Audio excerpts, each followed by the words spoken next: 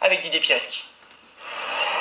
De la joie des vainqueurs à la détresse des vaincus, l'écart est immense. Le triomphe de la Nouvelle-Zélande est aussi celui du rugby, au terme de la plus belle finale jamais disputée. Je suis tellement fier de la performance de l'équipe ce soir. Conserver ce titre mondial, c'est un rêve qui devient réalité. Et le faire devant tous ses supporters, c'est incroyable.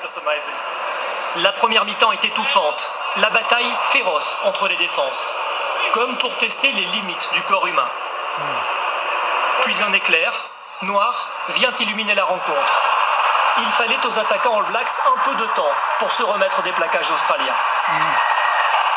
Une fois mis en route, il est presque impossible d'arrêter les Néo-Zélandais. Quand Maanonou donne 18 points d'avance aux All Blacks en seconde période, le match tourne à la démonstration. Mais l'Australie est orgueilleuse.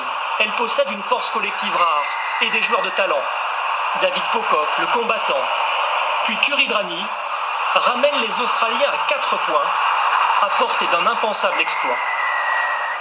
C'est dans ces moments que les leaders s'affirment. Dan Carter est celui des All Blacks depuis plus de 10 ans.